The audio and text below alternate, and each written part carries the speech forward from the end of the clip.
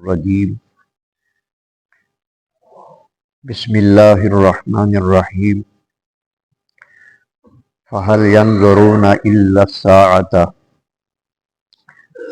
پس کیا یہ لوگ انتظار کر رہے ہیں قیامت کا ان تأتیہم بغتۃ کہ آ جائے ان کے پاس اچانک فقد جاء اشراطھا بے شک اس کی نشانیاں تو آ ہی گئی فأنیٰ لہم اذا جاءتہم تو جب قیامت ان پر آ گئی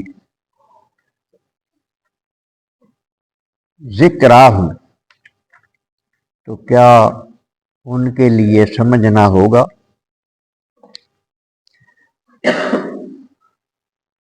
نبی کریم رؤوف الرحیم صلی اللہ علیہ وآلہ وسلم اسلام پیش کر رہے تھے اہل مکہ کے سامنے۔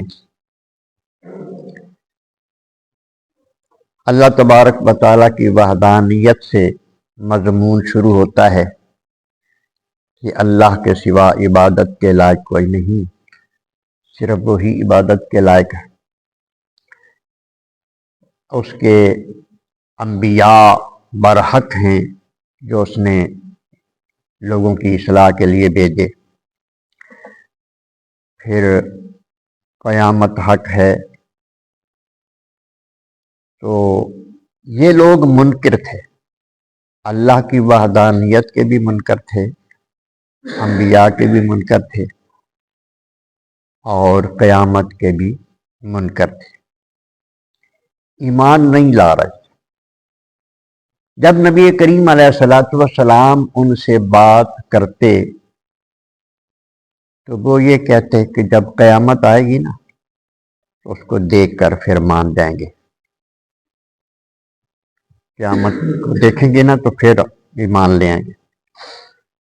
اللہ تبارک و تعالیٰ ارشاد فرما رہے ہیں کہ کیا اب جو یہ لوگ ایمان نہیں لا رہے، اسلام کو قبول نہیں کر رہے، تو یہ اس انتظار میں ہیں کہ قیامت آ جائے تو پھر ایمان لائیں گے۔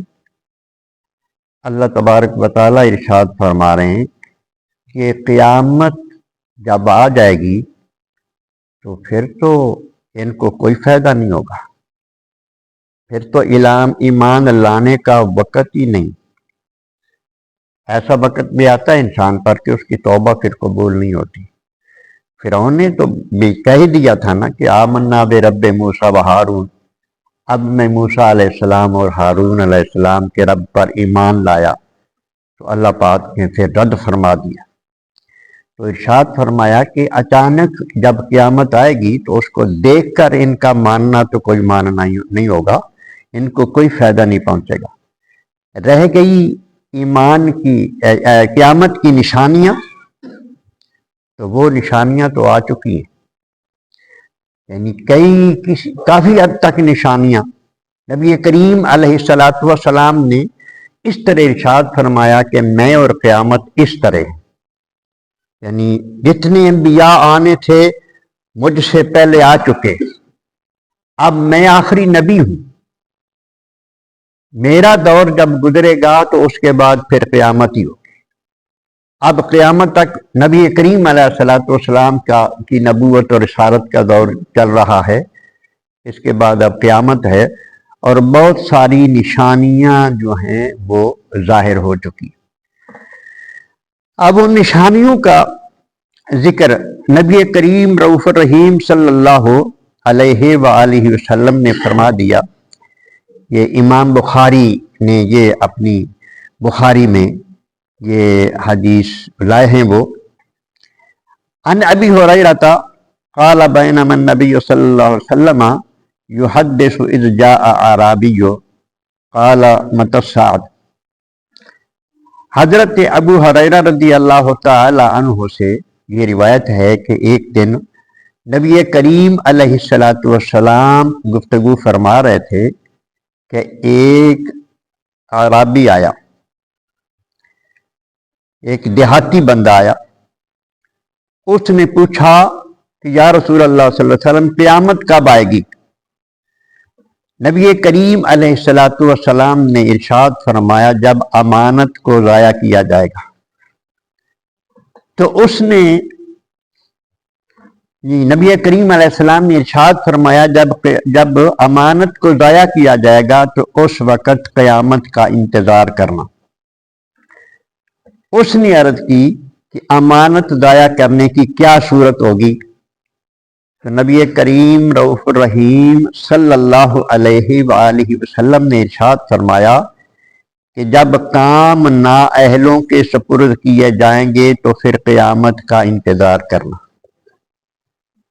जब ये बात बड़ी काबिल गौर है, इस बात को समझना है। जब काम नाअहलों के सुपुर्द किए जाएंगे तो उस वक़्त क़यामत का इंतज़ार करना। अल्लाहु अकबर। काम नाअहलों के सुपुर्द का इसका जो अगर मुहद्दिसीन से सवाल किया कि काम नाअहलों के सुपुर्द किए जाएं तो उस वक़्त क़यामत का इंतज़ार करना। इमाम ये इससे मुराद काम से मुराद यहाँ इमामत है। इमामत की दो किस्में होती हैं, एक इमामत सुगरा होती है, एक इमामत कुबरा होती है। ये जो मुसल्ले पे खड़ा होता है ये इमामत सुगरा, छोटी इमामत। इसके काबिल भी वही शख्स होता है जो साहिब इल्म हो। उसने नमाज पढ़ानी है, उसको नमाज के पूरे मसाइल अज़बर होने चाहिए।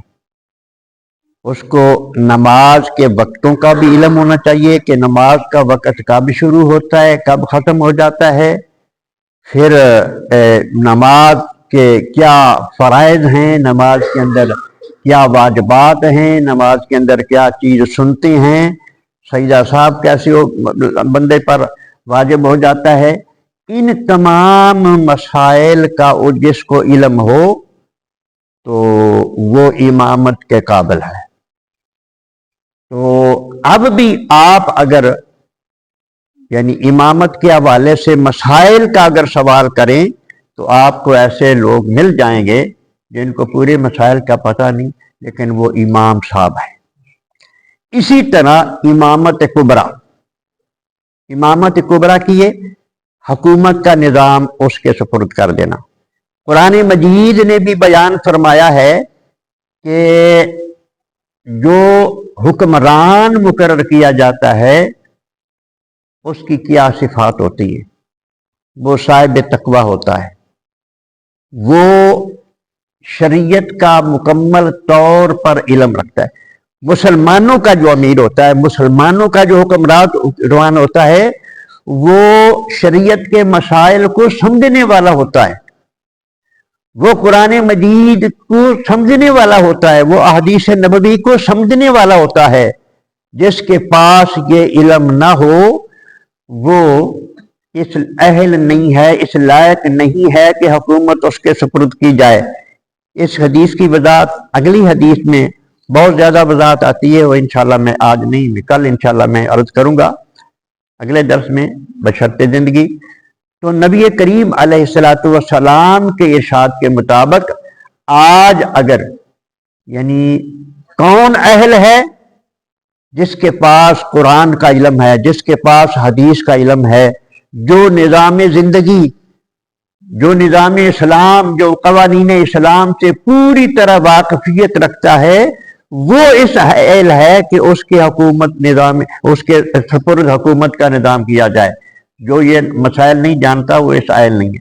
तो अब जो जितने भी लोग होते हैं वो जो इन मनसब पर फैज होते हैं वो सिर्फ दौलत के बलबूते पर, जो लाखों हजारों करोड़ों देकर टिकट खरीद लेता है वो इसका अहल होता है। तो ये सारी क़यामत की निशानियों में से निशानियां हैं कि काम जो है वो नाअहलों के सुपुर्द किया जा रहा है, इसलिए ज़माने में बेबरकतियाँ भी आ रही हैं और इसलिए बदअमनी भी हो रही है और निज़ाम तबाह बर्बाद हो रहा है।